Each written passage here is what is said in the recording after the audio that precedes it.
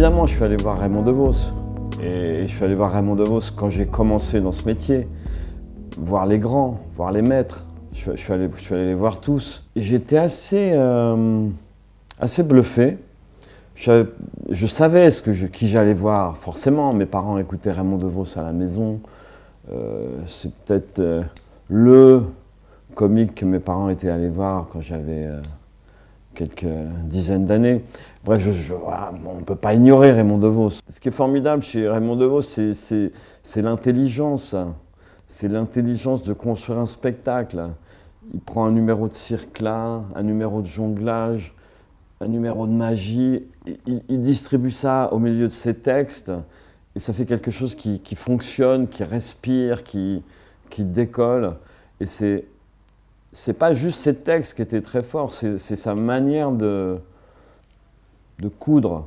On peut trouver un lien, un air de famille avec Raymond DeVos ou d'autres, parce que on a cette envie de tendre un fil et de faire rire avec, forcément. Mais à un moment, on est sur des chemins parallèles, on va dire. Moi, ce que je fais sur scène, je n'en sais rien. Je me laisse porter. Et j'imagine que DeVos, c'était la même chose. Il ne savait pas forcément. On ne sait pas pourquoi on est sur scène, on ne sait pas pourquoi on fait rire. Et si on le savait, et c'est peut-être ça qui nous rapproche, voilà, c'est qu'on ne sait pas. Si on savait pourquoi on fait rire, je crois qu'on ne ferait plus rire, je crois qu'on serait mort. Mon histoire préférée chez DeVos, c'est une toute petite histoire. C'est celle où il raconte qu'il est dans son lit avec sa femme, il a chaud et il va ouvrir la fenêtre. Elle a froid et elle va fermer la fenêtre. Et puis, il a chaud, il va... Et à la fin, il dit, elle a compris qui c'était le maître, elle laisse la fenêtre ouverte, elle vient se blottir dans mes bras. Et alors, je me lève et je vais fermer la fenêtre. Et moi, ça, c'est une histoire qui me bouleverse parce qu'elle raconte tout.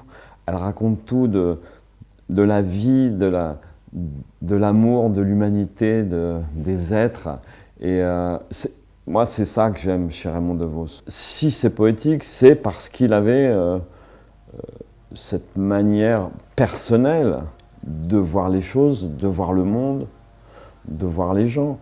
À quoi c'est lié? C'est lié à sa vie, c'est lié à l'enfance, c'est lié aux failles, c'est lié aux déchirures, c'est lié aux faiblesses, c'est lié à l'envie d'être aimé, c'est lié à tout ça. Est-ce qu'on peut jouer DeVos? Moi, je dirais oui. Je dirais oui, mais ça dépend qui. Ça dépend qui. Et vous prenez des enfants dans une colonie de vacances qui montent une soirée cabaret, on leur donne des textes de DeVos, ils vont les jouer, ils vont s'en emparer, ils vont faire rire tout le monde. On ne se posera pas de questions. Mais si un professionnel prend les textes de DeVos, monte un spectacle et va le jouer, c'est beaucoup plus difficile parce qu'on va l'attendre au tournant.